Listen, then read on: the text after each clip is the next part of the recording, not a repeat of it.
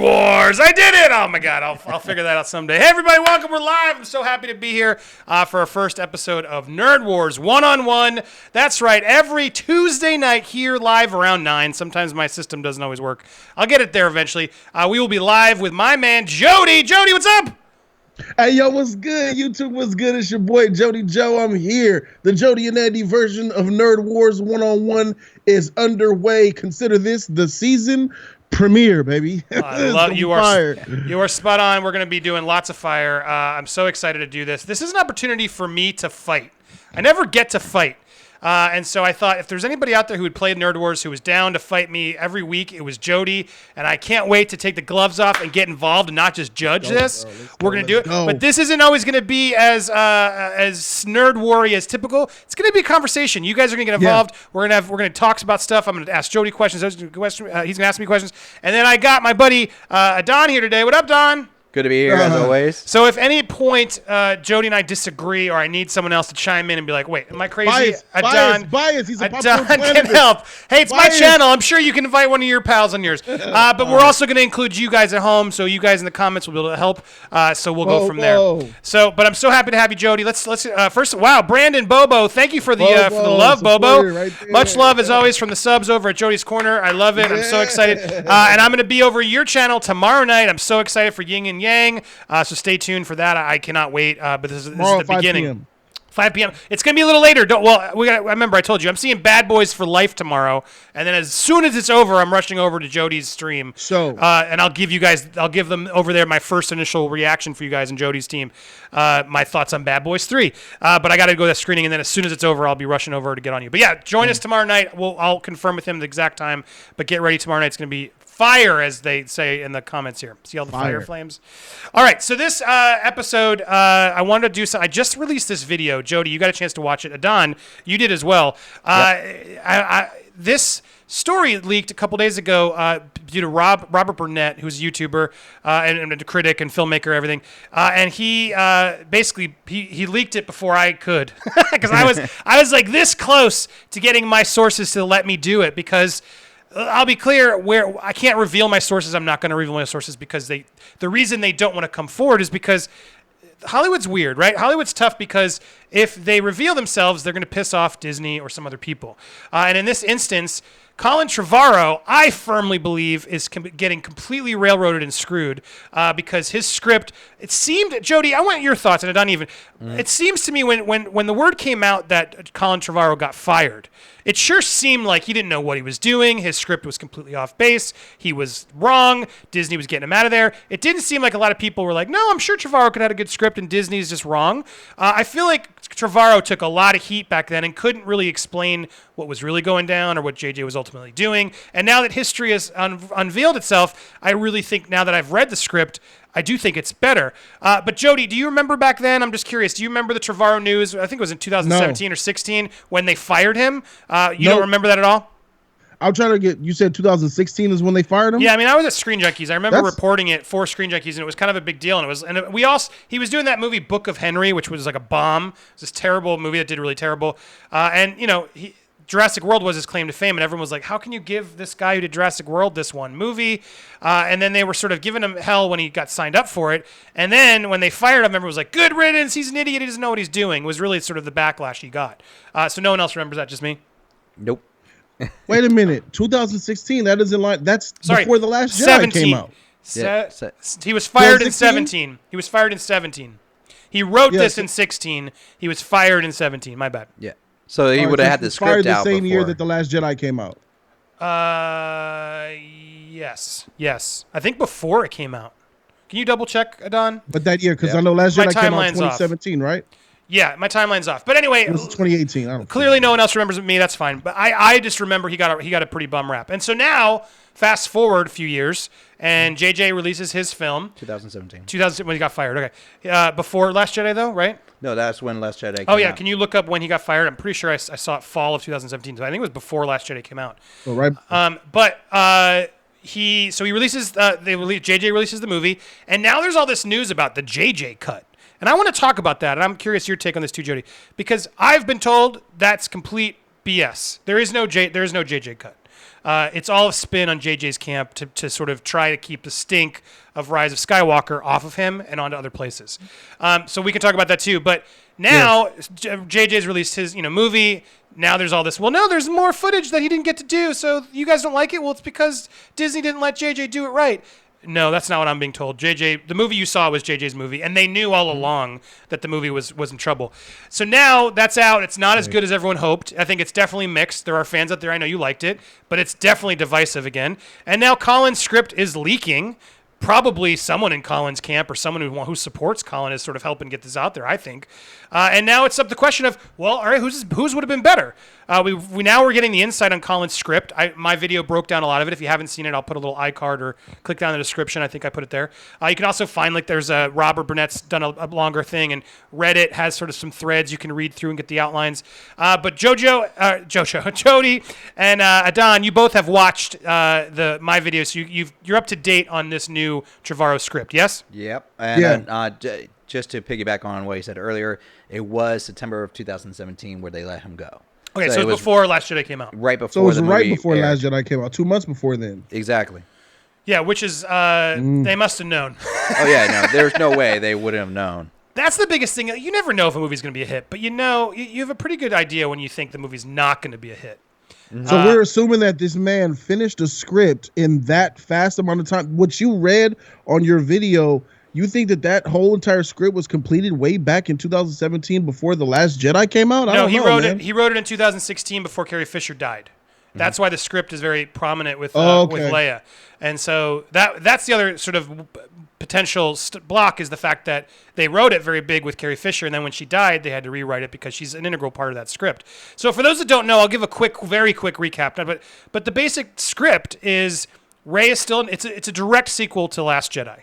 Rey is a nobody. There's no Palpatine blood. There's no Skywalker lineage. She's a nobody. It's a through line through the whole movie. She's defeated, and she keeps saying she's a no one. Luke is back as a Force ghost. He's not only following Rey and teaching her the ways of the Force, but he's also haunting Kylo Ren. So Kylo Ren's out there trying to become a bigger Sith Lord, and he goes full bad in this script. And Luke is there because you got to remember at the end of Last Jedi, he's like, "I'll see you again, kid." And then we never saw him. So the script has it so Luke is there, taunting him, and then also helping Rey. But throughout it, they're both annoyed that he's there. He's like the parent that doesn't want to go away. And Rey's annoyed because he's like, "I'm sick of the Jedis. I'm sick of your masters and everyone telling us how to be. It's stupid. I want to live my own way." And it kind of finally, Rey clicks, and I'm like, yeah, she's right. Like, let's see a new version of the Jedi. And so Luke's there, inspiring both, and I think finally a good use of Luke and finishing him off and giving him the proper finale. And then Kylo Ren just is full bad. He goes all the way. No Palpatine, but he goes off on a mission and finds a message that Palpatine sent Darth Vader, and then that message tips him off to Palpatine's teacher. This guy, what was his name? Anyway, it doesn't necessarily matter. I have it here. Sorry, something. Where was it called? Oh, Tor Valum. And so he has to go to the Remnacor system to find Tor Valum. Anyway, that's where he's supposed to go. He finds Tor Valum. Tor Valum teaches him how to take the life force away from someone else. And anyway, fast forward, Rey, there's a big finale that I thought was way better. And Finn has a much better arc because he basically stumbles upon a bunch of old stormtroopers who are all wanting to revolt, and he ends up becoming the leader. That was good. He ends up becoming a leader of sort of the resistance of these stormtroopers who didn't know what to do, and all the poor sort of lower class on Coruscant, where the First Order has sort of made a base. And so he and Rose, who has also a much better supporting, she has a purpose in this new one. They team up along with C-3PO, R2-D2, and they rally. It's a really much better part than what Finn did in the new one. And it's a much better rise up, and they get the rebellion.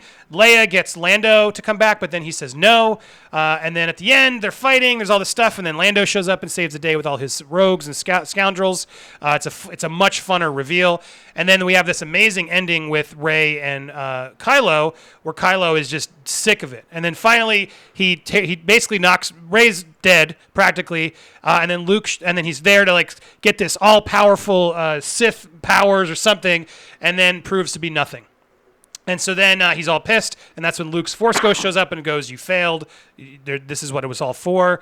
And then they have like a back and forth, and then Rey musters the strength, and Luke's like, "We're together. You can't stop us." And then suddenly Luke gives this great speech about the Force, how we're all together, and then it cuts to like the battle, and Poe suddenly feels the energy and like screams out to help Rey, and then Finn somehow feels it, and Finn's like, "Fight, Rey!" And it just felt like a much better cohesive, let's connect these characters we've been meeting and give them a purpose to help her and have them all team up to fight this bad person who's been having this arc throughout these movies.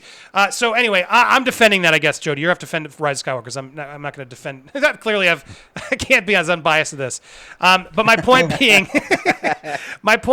it felt so much better. It felt so much better because it's all leading to this point. And then Force Luke is there to sort of help. And there's a showdown between Rey, and Rey finally gets enough strength back through that sort of force power. And then as she sort of finally stands up to Kylo, he uses what he learned from Tor Valum and steals her force away. It's a little Harry Potter, I will admit. But then she's basically at her last breath. She's dying. It's over. And that's when she offers her last ounce of hope to her hand, saying, "Ben, please." And then Leia uses that opportunity to finally do the scene we saw in Rise, but it's much more fitting. The timing makes more sense. And then Leia finally shows all of her powers to say, "Ben, come home. We forgive you." And it's the moment where Leia talks to him that I still think it's like, oh my God, it feels much more emotionally connected. Well, that's what finally gives Ben this pause. And he then gives the Force power back to Rey, and then he becomes nothing, and now the power's gone. He dies. And then it's over. They both sort of basically fought to the death. And then we cut to the scene where Obi-Wan, Yoda, and Luke are sort of in the afterlife, and Rey is dead, and sort of they're there sort of telling her, you have this choice to either live with us and be a Force and never, be greater than all, or have this chance to go back and to pain and suffering, but you'll live and you'll be able to love. What do you want to do? She decides to go back. It ends with her. There's more. I'm skipping through a lot. It ends with her going back, training a bunch of young Jedi, and then there is Broom Boy from Last Jedi at the very end there being trained with her.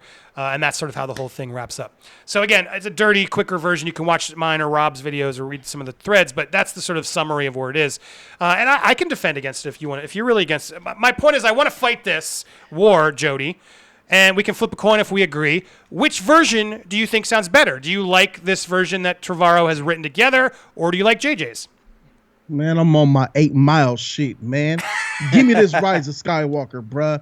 I'm about to defend this shit. I'm about to defend.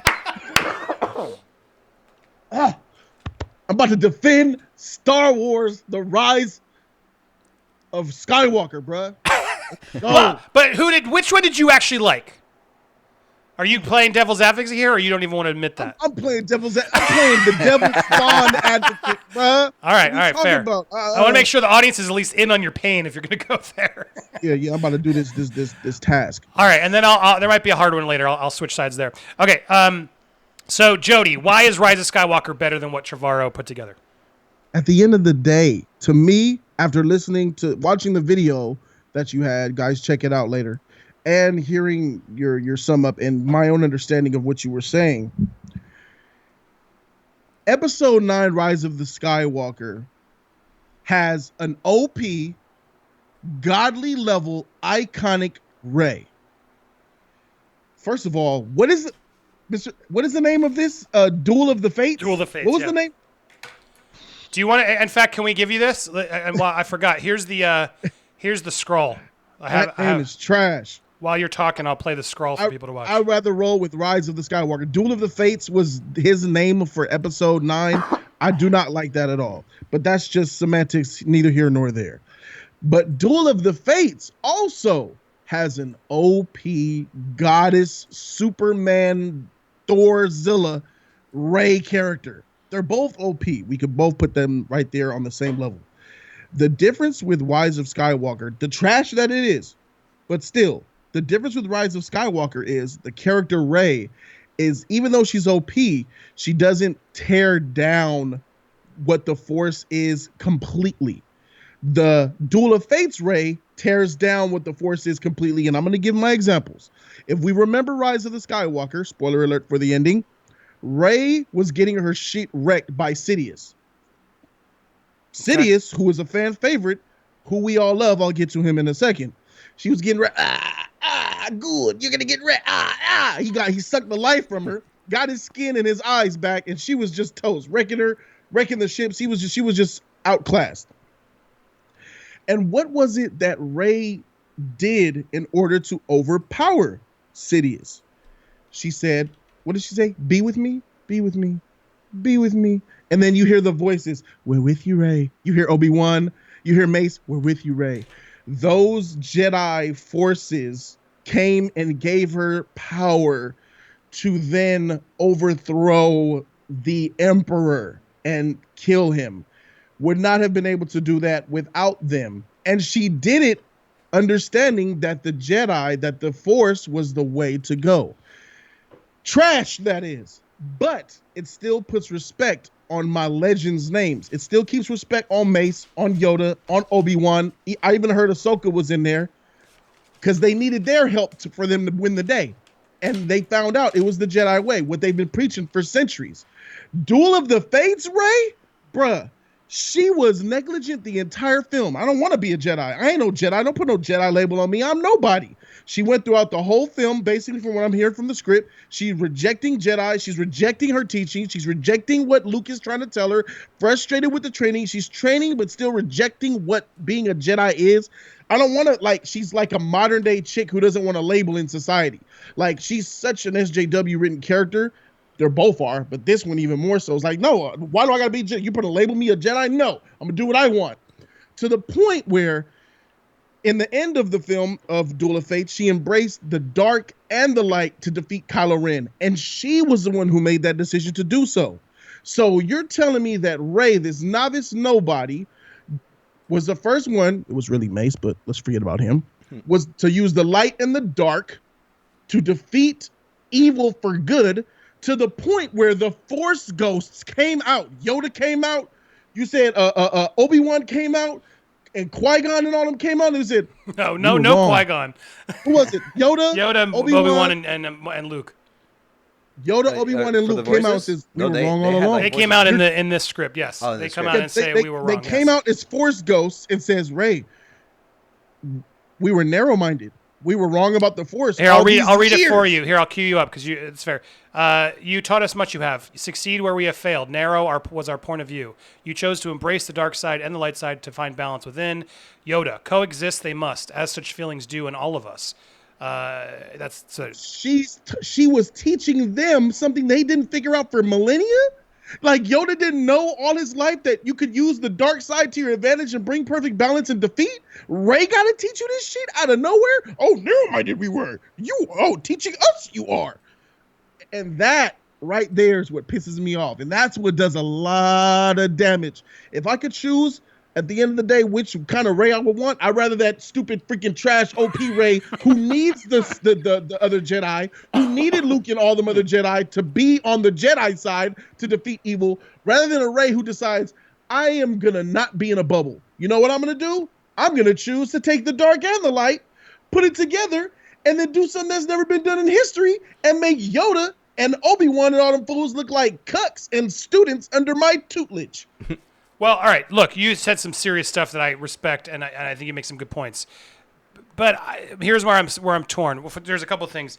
You said, I don't think she's rejecting it. I don't think she's rejecting the powers.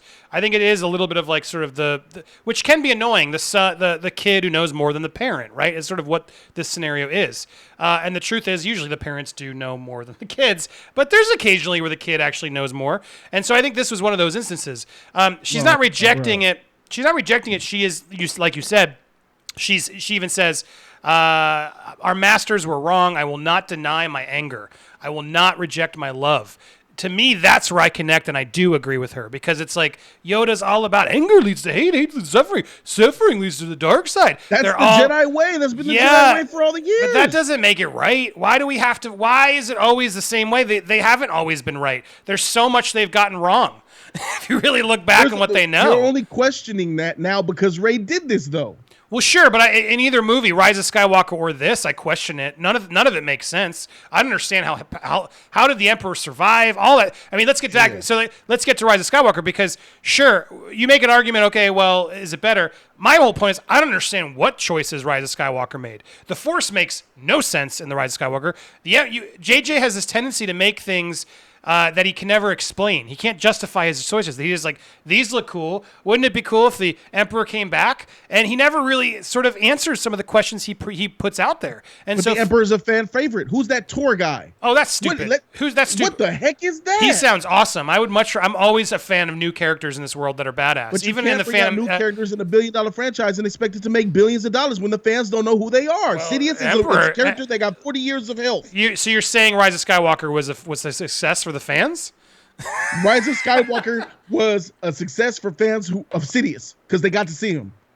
Yeah, I don't know. I mean, sure, I didn't care about that. I didn't like the Emperor coming back. I thought it was forced and pun intended. It didn't make any sense. They didn't try to justify it all, and they rushed it. So I think Rey is too powerful at a level where it's like, why and how? And just so she had a year to learn all this crap and suddenly she's the best. You say it's cool to have this OP Jedi, but no, it's not. She becomes this Mary Sue to a point where you're like, oh my God, to see her struggling in this new script, to see her have challenges, to see her trying to not really want to be a Jedi and nobody, and then realize that anybody can sort of have this. That's not a struggle though. That's not a struggle. That's her rejecting everything. Well, at the end, she's sure struggling. She's blinded. She's almost put to death, and she still decides to believe in Kylo Ren's redeeming arc and give him that opportunity. To me, that is that is ultimately more light than dark, right? Rey is not really showing dark. She's just showing anger. But anger is a path to the dark side. But it felt like Inside Out to me in a weird way, right? Whereas, like, I do think you watch some of these movies, the Jedis in the early movies, it's so one-sided. You must follow it's like a monk. And I don't know as much about the gray Jedi and the gray, the Gray Order or whatever, and all that stuff in the extended universe. But it seems like that's sort of where they're trying to go. And since that's not canon, I like this idea of introducing a new way of the Star. Like, I don't want to see the same old. It's a mistake, though. I want to see new. I want to see new opportunities. And if we're gonna meet Rey, let's give her a freaking arc. Let's give Finn a better arc. You even admit it. Finn has a terrible arc in this movie. Yes. Poe has more to do. C-3PO murders a droid in this and struggles with it. Freak about no C-3PO. I'm tired of them droids. No. C-3PO is freaking brilliant in this for once. I didn't care about him in Rise of Skywalker. In this, he's amazing. He helps Finn lead that uprising, and then he goes so far that he finally gets his hands dirty and murders a droid. It's like, I'm so sorry. I must pull your circuits out and pull this up because you are. It's a very funny, surreal. Like, wow, even 3PO is getting the action. And then Hux. They give Hux his amazing supporting part that actually, instead of being the stupid spy, instead of being the spy, he's like murdering the spies with lightsaber guillotines. What's his name, Andy? What's his name? Chancellor Hux. Chancellor Hux? They call him he calls himself Chancellor Hux.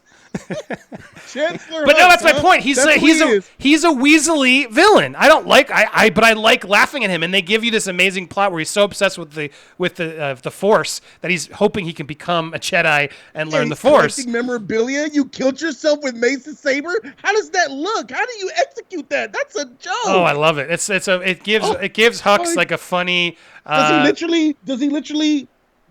Well, they didn't shoot it, Jody. They just wrote it. No one filmed this script. Oh my God! You kill yourself with Mace Windu saber. What a whack attempt to throw my man Mace in there. I like the hint. I like the sabers there, but they did too much with that saber. You got him collecting it, trying to be one, and then when the Empire regime or the First Order falls, which saber would the Emperor have? He would clearly somehow the First Order would have gotten that one 500 yards downstairs. That saber is gone. Where did Maz get Luke's? Still don't know to this day. Yeah. So you're no one saying, can argue that one. I'm just picturing a scene like where Hux is like practicing with the lightsaber by himself, like in the room. Like he just walks in and there's Mace Windu's lightsaber. He's like, I can use this. Just swinging it around, like he's kills himself. Kills himself accidentally. Like he kills himself by accident. That would be funny. Like, or he injures, like he loses a leg, and like, why are you limping? And it's like no reason. Or he tripped and falls on it and dies. All right, I get something like that. I get that, but I do not like the way they're using that character. Well, you liked it better in Rise of Skywalker? Tell me why. I want to hear you defend this. Here's why. Here's why I like it better. Here's why I like that Dennis the Menace weirdo douchebag in Rise of Skywalker. I like him better in Rise of Skywalker because it actually happened. This is a script that I get. You're asking me to use my mind to try to create a scene based off what is on paper and try to make it look cool. And I have a pretty creative mind. I cannot envision with all my powers how you make this redheaded dude, Chancellor Hux, kill himself by Mace Windu's saber. Well, he does it in like a Hitler downfall type of scene because the First Order's done. He knows it's over. I dig that, Andy. But how do you kill yourself with a saber and make it look honorable and cool? Turn it on. And he probably doesn't make it honorable and cool. And that makes me like it even more. Imagine like he's trying to do it and he messes and he misses and he's like, shit. And just falls out of frame. That makes me like it even more. Because he's a buffoon, right? And so I love it. He's like, to put him off as like a cheesy fanboy who's just so jealous of Kylo in every sense of the matter. I think they're trying to make him serious and dark. No. I didn't take it as that. I didn't read it as that. I took it as him as it's just a lot of condescending scenes with him and Kylo that are still in the script, and then it cultivates with this sort of moment where he's sort of. Because even Kylo's off. And he's like, I don't care about your stupid planets destroying ships. When I get my powers, it'll be even. He's going Anakin. He's totally like, oh, no one will die when no one will listen to me. It's that's the other reason I like it is it feels more like we're watching repeating history, right? We're watching the struggle of what happened to Anakin, but to Kylo Ren, who's a character we've been invested in for these 3 movies, and makes more sense than introducing new character as the villain that we're like, yeah, why are you there? You're old. How do you get so powerful? Oh, who are all these cronies? Who built these statues? What's going on? Oh, okay, it's over. So I'll say this, like on Jody's, like your part, to side with Star Wars. Judge us, Adon. I have to agree with some of the parts with Rise of Skywalker in the sense like where they're talking about the Force Ghosts going against on Duel of Fates, and the Force Ghosts are haunting Kylo Ren. And someone, I believe it was AS earlier in the comments that like they made a point. The Force Ghosts really only show up for people that are pursuing the light side. So for it to show for showing up for Kylo Ren kind of pushes that a little bit against that notion and kind of takes away from that area. You mean Luke showing up for him? Yeah. Well, he trained him though. Yeah, but if Kylo's like going full on dark, and that's the other part that I have to go with you on this part, because this is where I'm getting on the fence. There's little holes in both areas. With Kylo seems in Duel of Fates more divisive. Yeah. I'm gonna be dark. I'm gonna go forward on a singular path. I'm not gonna be emo, whiny baby. Great point. Rise of Skywalker. He goes to Hux. I kept wanting to call him Cux. Hux. Yeah, cool he goes, I feel a disturbance in the Force. Do you have a problem with how I'm dressed? And he turns to him. Oh. He goes, no, I'm okay. And I'm like, that wasn't necessary. But like that's something I felt like that wouldn't be coming out of Kylo's mouth in that script. Right. So there are things, and I'm actually okay with Hux being a spy because he is Weasley. He is that guy. He's very petty. And the fact that when he says, I don't care if you guys win, I just want him to lose. Yeah. Like because in the second movie, he was the boss. He was like, although Poe did trash him in like the first 5 minutes of the film, like with like, oh yeah, I'm sorry, I can't hear you. I loved that opening. That was a great opening. I did like that opening. But the fact of the matter is, like that took away from all his power that he had in the first movie, and he's just like a side character, like for comic relief that people were like, oh, what's going to be goofed on him now? And then that makes sense to me. Like no one takes him seriously. So he's like, yeah, I just want this guy to lose. He's like, this guy just ridicules me all day, every day. So that makes sense. Who are you deciding, Adon? Well, right now I'm on the fence. You guys got to. I'm giving you why I'm on the fence on both sides. Push him over, Jody. Push me over. Join the Jody's corner side of the farm. Let me tell you. Let me finish. At the end of the day, we got Sidious in this movie, bruh. General Torque. What is his name? Torval. Torsum. Torso. Yeah. Torvalium. Tor Valium. There it is. No. They mentioned so much new stuff in this script that general Star Wars fans have no idea what it is. And this is what I always agreed. I can't stand Kathleen Kennedy. She needs to go. She ruined Star Wars. But she chose, I remember it was a leak. And I'm not sure how well known this, I don't know if it's true or not, but there was a Reddit leak about JJCut and how there was JJ was trying to use a character from Clone Wars. I forgot his name, and Kathleen said that she didn't like that and she cut it out of the film because she worried that it would alienate a lot of Star Wars fans and it won't appeal to the masses. So they replaced that villain that JJ wanted to use, which is probably this guy, with Sidious. Keep it 100, Sidious was used in all the marketing campaigns. When that Star Wars celebration kicked off and you heard the voice, everybody's heart dropped. And even though I was out of Star Wars, I still admit that I was still, something deep down inside of me was excited to see Sidious again. And that was like the only thing that I was looking forward to in this trash garbage movie. What are they going to do with Sidious? How are they going to destroy him? And then I saw it.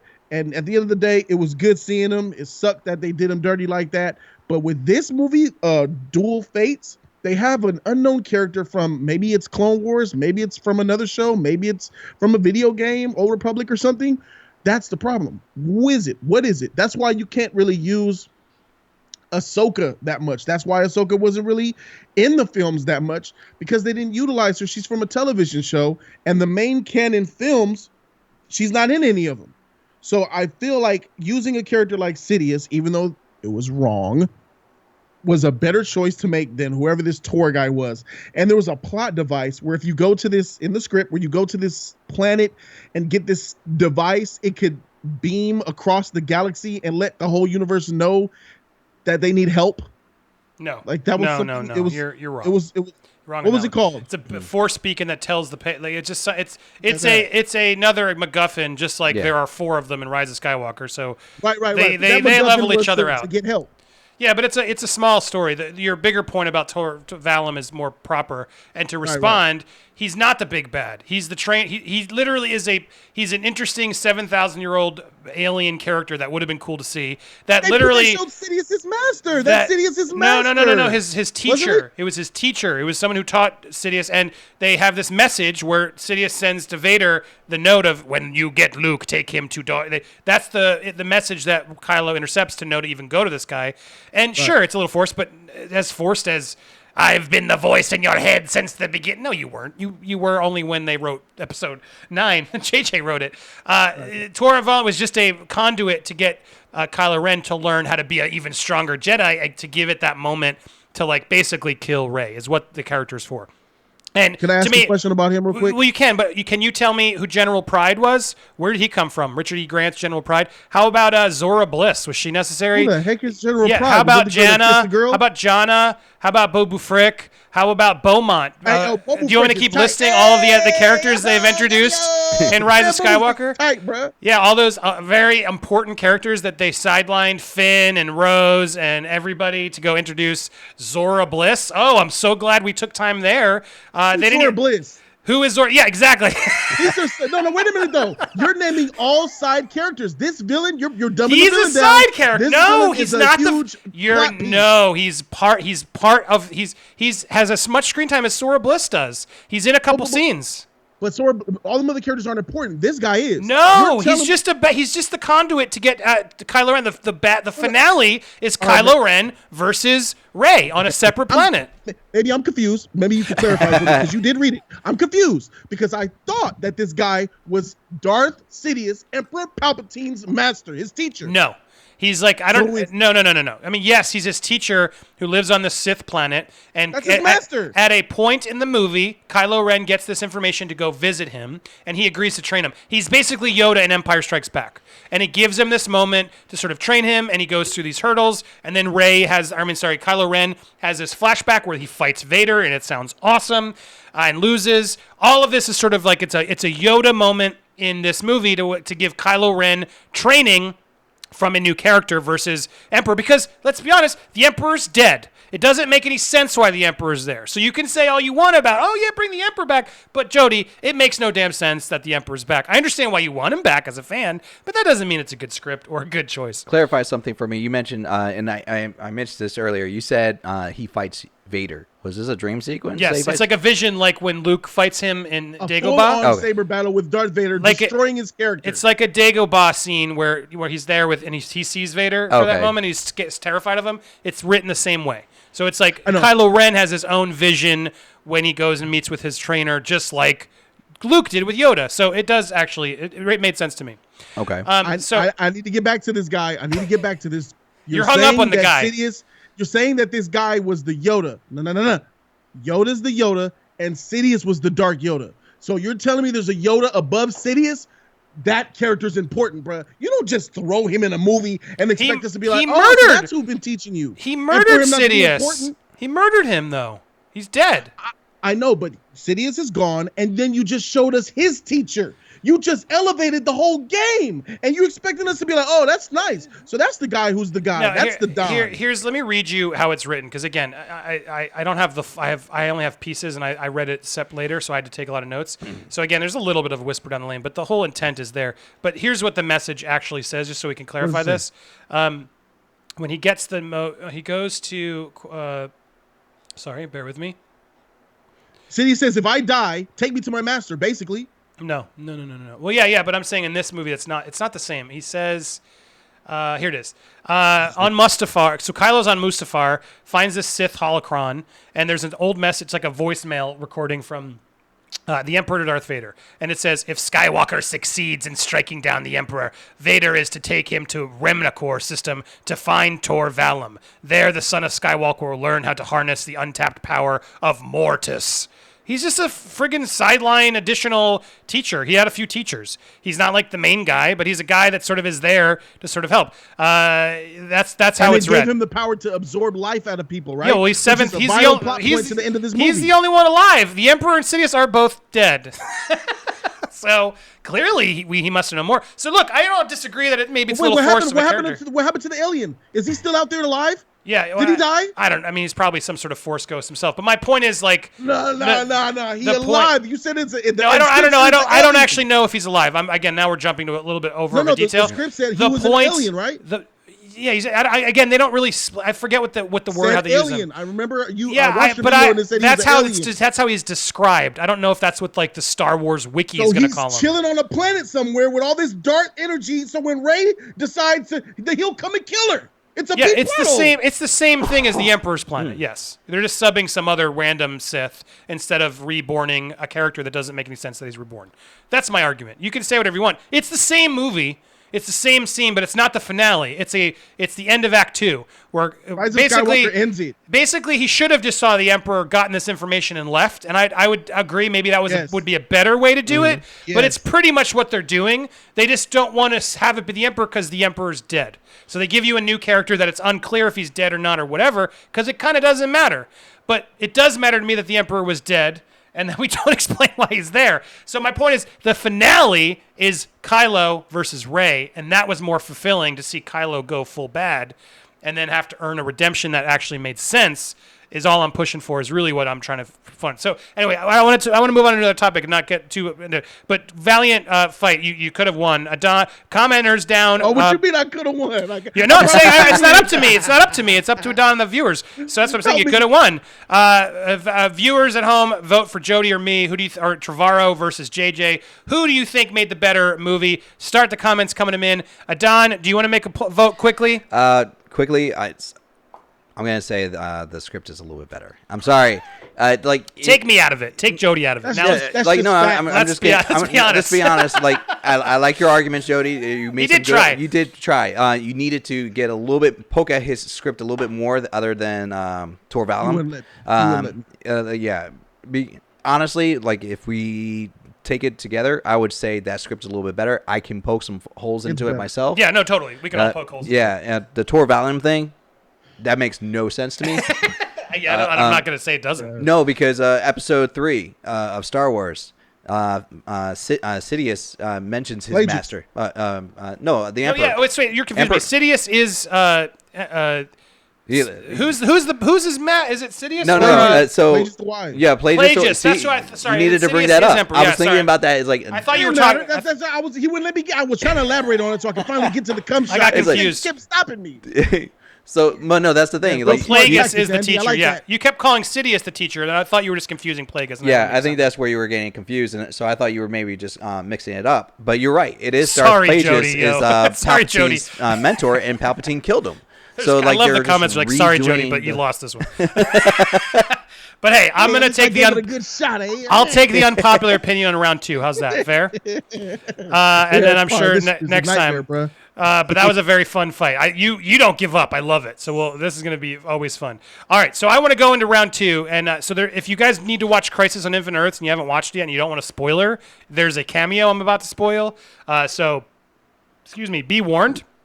You can mute for a little while, and then I'll wave. When you see me waving, you'll know it's over. But it's not worth it to watch. It's really dumb. So I think it's dumb, but I'll take whatever argument you want to take. So I've given you guys a spoiler warning. Be warned. We're going to spoil the Crisis on Infinite Earths that just debuted a minute ago. Did you get to see this, Adon? Or are you seeing it for the first time? First too? time. Okay, so this is just so weird. So let's watch it together, shall we? Let me pull it up on my end so I can be up to date. So I with you have guys. it. You should be able to hear it at least, but here we go. We can cue it when you. So anyway, so Crisis on Infinite Earths. There it is. You see it here. Look who showed up to the finale to meet the Flash. Oh, is it not letting me play? Oh, I gotta. Hello? All right, I'm ready. What the hell is this? I'm asking myself the same question. Literally. No, this can't be happening. What are you doing here? What? Well, I'll tell you that when you tell me where here is. Is this cosplay? Oh, do you want a selfie, bro? No, I'm sorry. We're not. No. I'm also the Flash. You're also the what? The Flash? The Flash? The Flash? It's complicated. I like your outfit. It seems Freaking comfy. yours is pretty cool. Smooth. Seems safe and Breathable. Found Barry Allen. No! What does that mean? How can this... Oh, this wow. should be impossible now. It's be impossible now? You don't know about the. Oh my god, don't do this to me. I don't know about the what. You okay? I told Victor this was possible. So all right, so there it is. Okay. It's very confusing, and so that anyway, finale that we reveal. But they sort of, it seemed to me like they're implying that they just killed off Ezra Miller's Flash. Sort of like, well, let's have him say goodbye on the Flash. You don't know that all the other Earths are gone? Oh crap! And then he fades away. He's dusted. So that was weird to me, and it's just a really bad script. It just felt embarrassing to watch Ezra Miller like cheapen himself to this. And I like the Flash TV show. Don't get me wrong. To be clear, I'm a fan of the Flash show, but I was not a fan of this clip at all. And I was just like, what is going on? So I got to fight. I would happily fight to say this was terrible. But Jody, since I got first dibs last time, what is your opinion? Are you passionate either way on this? What did you think of that Flash clip?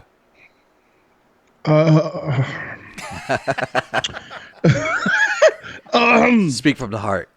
I just seen it for the first time in its entirety, so my brain's processing. Are you giving me the choice to be pro or against this? Is that what you're giving me? Yes, you can decide which one do you want to do. So I could choose to say how I like this and how I think this is a good thing. Yeah, is this good for Ezra Miller? I guess is the question. Or I could choose to say this is garbage and run with that. Correct.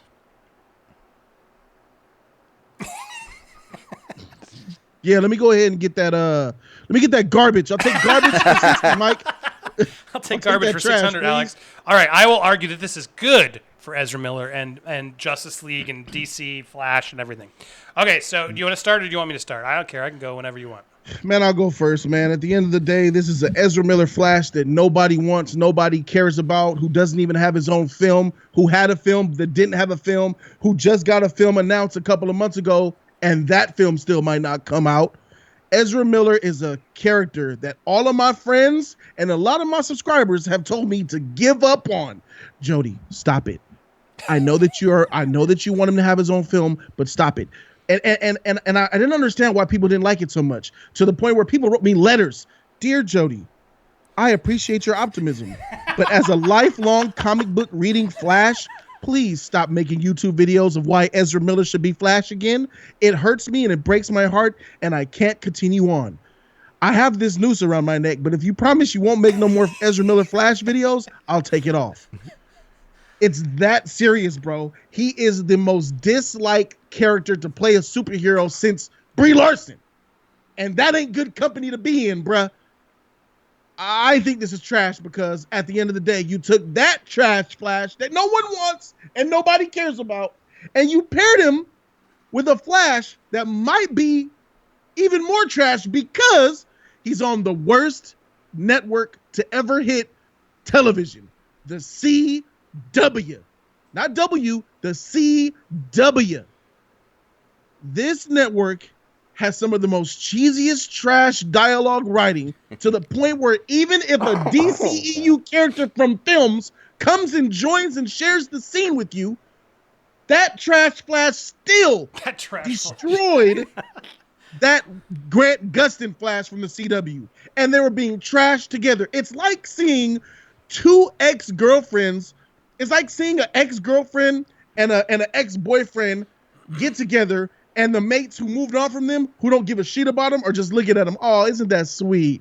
Y'all go ahead and live happily ever after, because I got my dime piece over here and she got hers, so we moving on with our lives. At the end of the day, no one cares. And for this, it's something epic. Like, let's just assume back when Dean Cain Superman was flying around ABC and shit, you know, that was a good show. I like that show.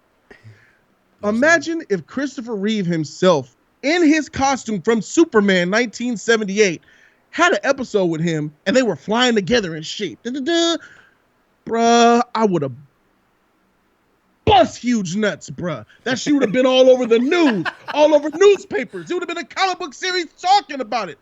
Only with these two characters can you bring and collide a TV and film for the first time and nobody cares. In fact, we cringe. Well, all right. I mean that you clearly are not a fan. I'm opening up evidence to beat you. Hold on, sorry. You clearly are not a fan, but I wanted to sort of point out. Well, you just said no one cares.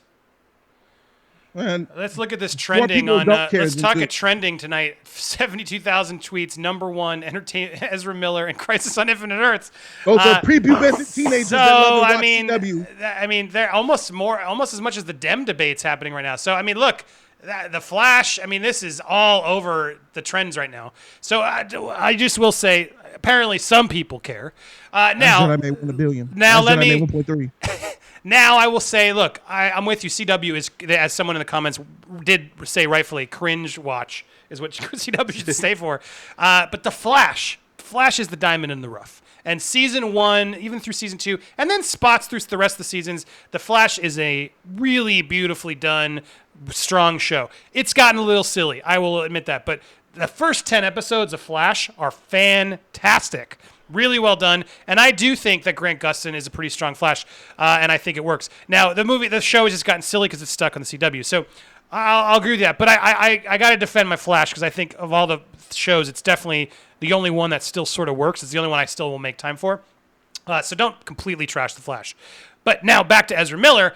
Look, I think you gotta give Ezra Miller some props. Like he's a good actor. I think he was trying his best, but he was stuck in a movie that had no idea what it was doing, how its Flash was going to be. And look, I think Ezra Miller got stuck in this trash can and was trying his best. There are some really fun moments between him and Bruce Wayne. I like the scene where he tries to race Henry Cavill. There are fun, light moments. That scene in Justice League where he's trying to save one person. it is actually surprisingly probably some of the best parts of Justice League. So to say Ezra Miller is just trash based off of that, I can't agree with you there. Look, I don't know if I want to see Ezra Miller. I'm not going to defend him to death, but I do think he tried and he had an interesting take and there was something going on. It was just in a very bad movie. And so what run, bruh. He can run. But so all I'm getting at is to see him still fighting, trying his best. Like, look, Aquaman's working, Wonder Woman, come on, please. And he's strapped. He's clawing by the seat of his pants. He's trying, like, give me a shot, guys. Give me a good Flash. Please. Even Henry Cavill's trying to do it now. Like, please give me another good Superman. Don't throw me away. He's just trying to work, man. So you're kicking the working man down. And if anything, he just wrote himself the most awesome out ever because now he can go either way. He's like, look, I know you guys hate me, so I'm going to go to that stupid CW network, and I'm just going to like get trending and be like, screw you, Warner Brothers. I'm not even going to get permission. I'm going to borrow a suit. I'm going to show up and do this dumb scene. Everyone's going to talk about it, and then I'm back in the news, and then maybe I'll finally get that chance to make a movie, and if not, I got to be dusted out, and I gave myself an ending, and I gave a shout-out and a salute to The Flash, which is doing 9 to 5 work every week, delivering to the fans. Either way, it's a win-win for him, right? So I think at the end of the day, it is a win for the Flash because there are fans of him that are like, give him a shot. And so he's trying his best to fight through. And then he's like, you know what? I'm going to make cringe TV the best cringe TV I can make. I'm going to defy all odds. And I'm going to go on that dumb show. And I'm going to show up and read their dumb script. I'm going to steal a costume. Warner Brothers is going to hate me. But you know what? F you, Warner Brothers. I'm the Flash. I think it's pretty genius. So, heck no. Let me tell you what this fool just did. He didn't know how to run. When his legs was moving around like noodles in that Justice League movie, I almost threw up. At like the end noodles. Of the day, this dude didn't have a sense of direction. He didn't know which way east and west and south was. What kind of Flash is that, bruh? I need friends. I'll join. Sure. He was unsure of himself. Unconfident, unreliable, geeky. He's a kid. I don't do well around blood. I can't be a hero. Batman, tell me what to do. We're meeting him. He's not. He hasn't been a hero forever. He is offending all the other actors who would have loved to put on that red suit and deliver a Flash that the fans deserved. He's reading a script. He didn't write the script. What does reading the script got to do with how derpy you running? Why do you have to run like you're Little Debbie?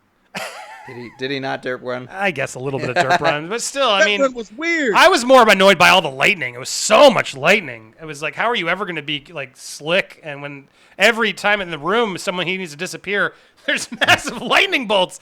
Like at least like the Flash is supposed to be like, boop, I left, but no, it's like that Flash. He's like, oh, so what? I disappeared. Like, no, you didn't. You just made a huge thunderstorm in my room. What was the name of that guy from In Living Color? Never underestimate the powers of the handicap. What was his name? Oh my God! Wow. Damon Wayans. That's like Superman. It's like him. I think it was like handicapable or something like that. The handicap man from In Living Color. It's like Superman flying crooked and shit like this, sideways. Nah, bro. If you're gonna be a flyer, you best learn how to. You better at least one thing, get the flying straight. If you're gonna be a runner, you better get your stride right. I'm looking up the Flash derp run just to make sure. Is that? It's gonna make you. It's terrible. Ezra Miller, all the running scenes. Here we go. All right, let's. It's terrible. Let's watch this. Let's turn off the volume. The way it's like he was throwing Destructo discs with the way he was running. By the way, you were quoting Handyman. Handyman, that's what it was. Handyman. I don't remember him actually full body running because it's always so close you'll up. see the full body run. Yeah, waiting. I think it's on the Superman fight scene. Oh, there you go. It is. Oh, yeah. Oh, wow, he is really like. Why is he flailing his arms around so much? It's like he's I never swimming. really watched that closely. It looks like he swims more than he runs, honestly. It shows a close up on him. I forgot what scene it was. Oh wow, he really is derpy running. Yes, if you can't run, I mean, how many Flash you can't run? Them arms flailing around like that. Oh, he is. That looks pretty bad. What is with the suit too? All right, look, I tried my best. Audience, go ahead and vote. Adon, you can chime in. I didn't notice the running, so you win there. It is a bad run, and the Flash really does need to know how to run. That's pretty embarrassing. I'm sorry, Ezra. I tried my best. I think he's just a man trying to get a job, right? He's just trying to make a buck. And I like that he's sort of like, F you, Warner Brothers. You don't want to make my movie? I'll show up on your TV show that you never want to endorse. That's way better than your movies. Oh, that's what he's thinking, right? So that's my argument. I mean, I can say this is kind of good for Grant in the sense that people wanted him to be in The Flash, to bring him as the Flash for the Justice League movie. And then, of course, now they brought Ezra, and they're like, oh, they just erased Ezra. Maybe they can bring him in for the new movies for the Justice Leagues and so forth. So it'd be cool for that. But other than that, no. Yeah, well, I'm curious. The scene's also confusing. Like, did they kill him? And why is Barry Allen on CW Flash so like, what are you doing here? Like, he knows him? Like, is he seeing like the movie Flash in front of him and getting confused? And then it's really the Flash? I don't even understand what they're trying to, like, where the confusion comes from. Because how would he even know who that is? It's a call to the future, man. They're about to do Flashpoint in his film. And if they did just put them together, would that be good or bad? Let's just put it this way. It's good. How's it Barry always gives his identity away? He does. Like, I'm Barry Allen. He says it's Eric. Don't wear the mask. He didn't even see him like move around super fast or anything like that. He just goes, oh, Barry Allen. And I'm like, really? They both did it. Just met him. They're both idiots. And then they make it so that Ezra doesn't know who the Flash is too. He's like, "What's your name?" It's like, "I'm the Flash." He's like, "What?" Does he call himself the Flash in Justice League? I don't think he does. That's why. It felt like he was running into Justice League Flash. He's like, "Oh my God, I saw your bad movie. You're the derp runner. What are you doing Wayne calls here?" him the Flash. He says, "You're the Flash," and he was like, "Yeah." In Justice League.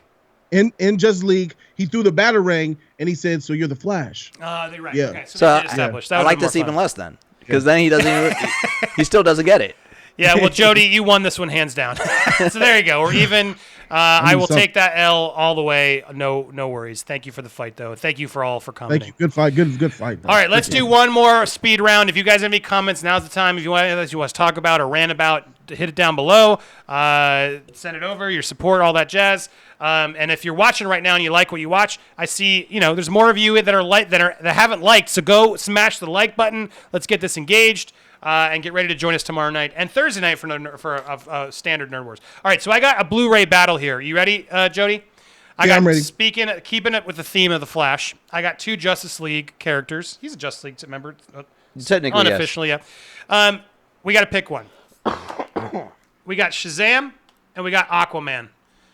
What do you like better? I would love to have Aquaman. It's yours. Will you hold it for him? Oh, wait. Amazing. Yes. And I will argue Shazam. Bam!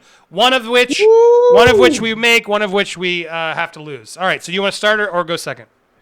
So I'm pro Aquaman, yeah?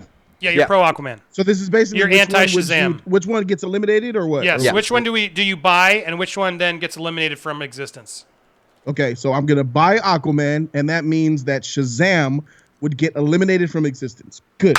Yeah. You want to go first or second? I'm buying Shazam because I'm buying Aquaman because Aquaman did a heck of a lot more than anyone ever thought he would be able to do. When it made that $1.1 billion, even I couldn't even believe it. After Wonder Woman made her success and kind of changed the way people were looking at the DCEU, everybody was like, "Oh well, it's just Wonder Woman. It ain't changed anything. It's not like they're gonna just look at Wonder Woman and make changes and make it better." Well, that's exactly what James Wan did with Aquaman. When Aquaman came out, it was so much doubters around it. First of all, you had Jason Momoa, someone who looks nothing like Aquaman, this woohoo yahoo broster, where people were like, "Yo, that's not my Aquaman." Still convinced the fans, came out with a fantastic film. We're talking about a nice ensemble cast. The douchebag Amber Heard. You had William Dafoe. You had my girl. I'm drawing blanks on her beauty. I met her. Help me. Tom Cruise's ex-girlfriend. Help me. Nicole Kidman. Nicole Kidman. Yeah. I don't know why I'm helping you, but okay. Elomie. Patrick. Patrick Wilson? Patrick Wilson was in there. Yeah, all these memorable cast members. Yeah. I must break you. Dolph Lundgren, he was in there. Everybody had the roles, and they gave attention, they gave respect, and they delivered, bro. That underwater scene with them CGI hairs and shit, Atlantis looked beautiful, bro. It's one of the most beautiful superhero movies ever made. It's up there with like Guardians of the Galaxy and stuff like that. It's beautiful, man. It took the world. And the most important thing why it's great is it took the world from being negative on Aquaman. Like, at the end of the day, people were like, Aquaman, he's the fish guy of the Justice League. No one cares about Aquaman. He's the joke. Man, this fool Jason Momoa turned that whole entire stigma and flipped that status quo and made Aquaman cool again. And for that, I will forever be grateful and respect it, because he's helping push the DCU forward, and it made that $1 billion. And now we're looking to the future, and it helped bring light to a very dark DCEU. All right, fair enough. Look, I'll give you that Jason Momoa made Aquaman cooler. That's fair. I don't think he made a good movie, though. It's a very generic, cheesy, stupid movie. Shazam is a much better movie. Better arc, better character, better acting. It gets actually scary at certain points with those monsters and stuff. And then it gives this really fun twist at the end, spoiler alert, where I don't know what they're called. Who's the family that has a name, right? The team?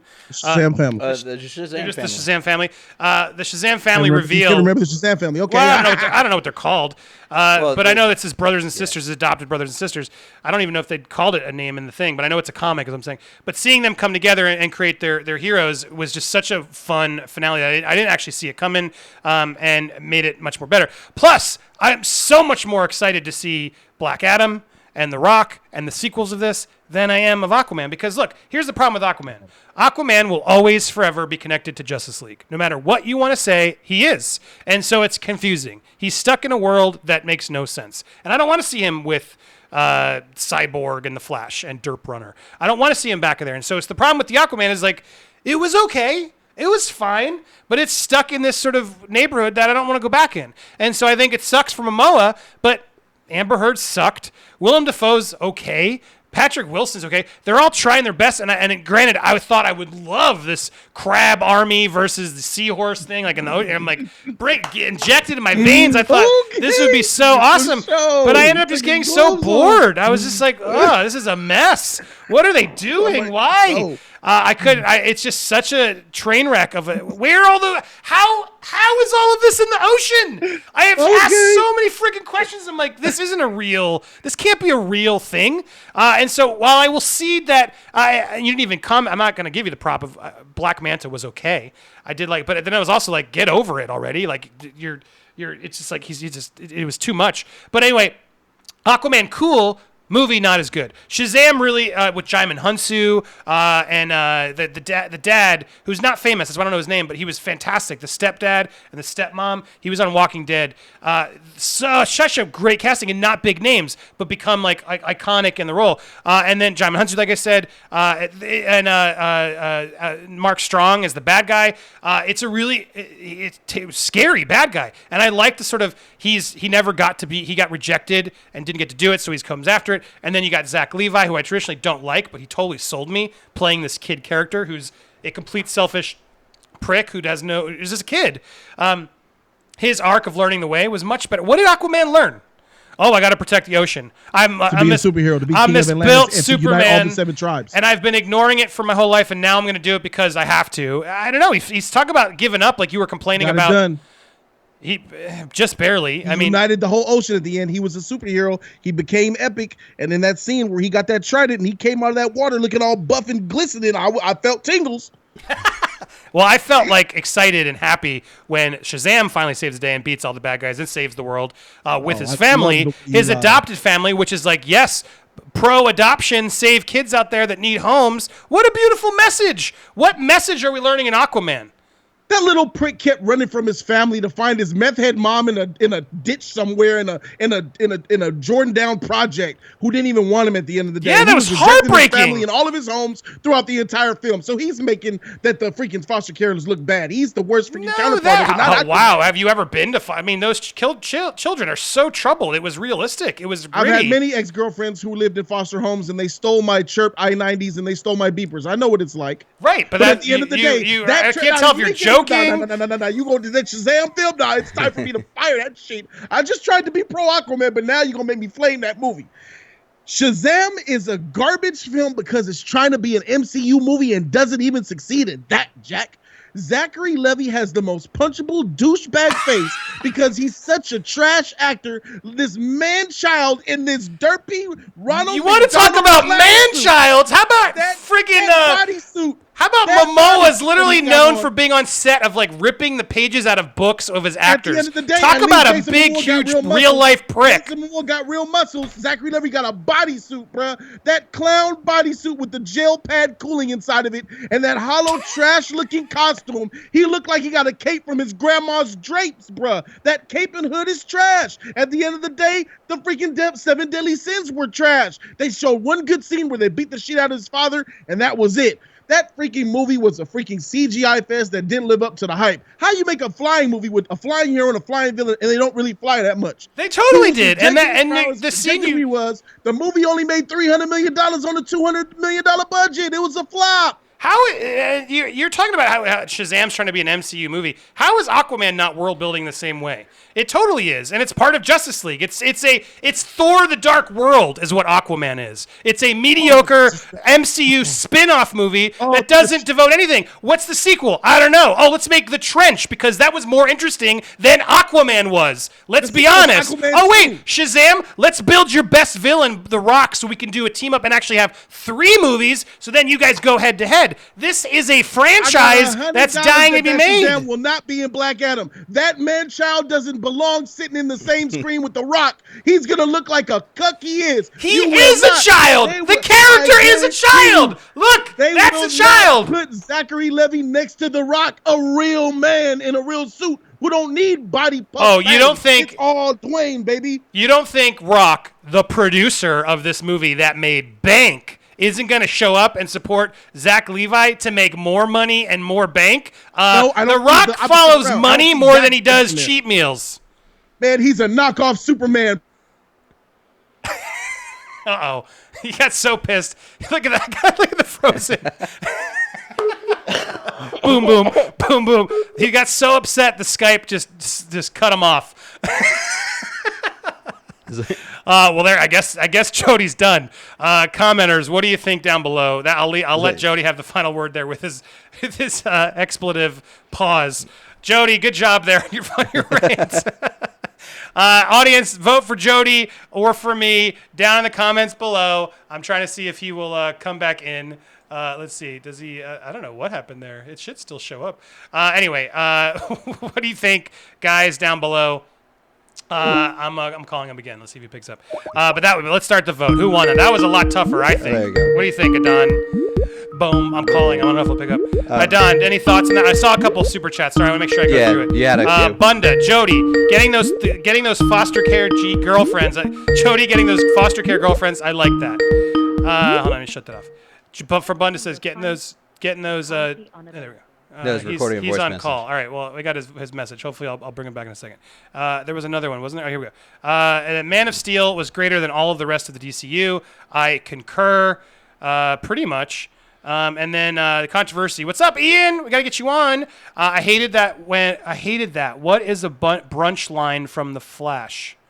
I hated that. What is brunch line from the? I don't get it. That's when you were doing the. I hate it. Oh, what is brunch from Justice League? Yes. Yeah. That was it. What is brunch? You're right. It was cheesy. That was sort of how that movie worked. It was rather cheesy. All right. Let's see how these votes come in. Jody with the freeze frame for the win. Andy both made good comments. Jody won. Jody based on this. The Rock got Jody. Aquaman is better than film. Looks like and there's a few of me's, but Jody's audience clearly pulling for Jody Joe. He went and won. Elko, thank you. I see you. This debate is lava. Dwayne, the producer, Johnson. It's true.